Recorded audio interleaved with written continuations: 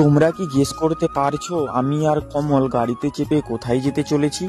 আগের একটা ভিডিওতে আমি কিন্তু তোমাদের বলেছিলাম যে আমি আর কমল মন্দারমণি ট্যুরে যাচ্ছি। আর তোমরাও যারা যারা মন্দারমণি যাওয়ার কথা ভাবছো, তো তোমাদের জন্যও কিন্তু একটা খুশির সংবাদ রয়েছে। পুরো ভিডিওটা দেখো, তাহলেই বুঝতে পারবে। আর এই যে এতগুলো কথা বললাম তোমাদেরকে, তার কারণ কিন্তু একটাই, এই যে আমাদের বাঙালিদের সব থেকে বড় পুজো দুর্গাপুজো শুরু হয়ে গেছে।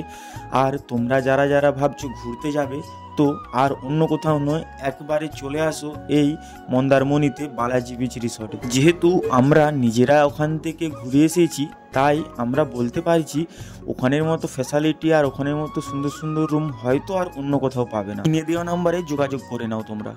আমরা কিন্তু মন্দারমণিতে গিয়ে থাকার জন্য এই বালাজি বিচ রিসর্টে উঠেছিলাম।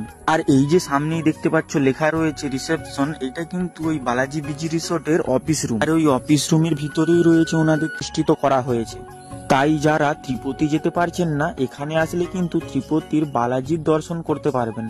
আর এই যে রুমটা তোমাদেরকে দেখাচ্ছি, এইটা কিন্তু ডবল বেডের ডিলাক্স রুম, যেটার কিন্তু বেডের স্টাইলটা রয়েছে 4 বেডের সুপার লাক্সারি রুম। হ্যাঁ, এই রুমটার প্রাইস কিন্তু মাত্র 3000 টাকা। আর হ্যাঁ, এখানের আর এই যে দেখতে পাচ্ছ, এইগুলো কিন্তু সিঙ্গেল সিঙ্গেল কটেজ রুম, আর এইগুলোর ভাড়াও কিন্তু মাত্র 2500 থেকে 3000 টাকা।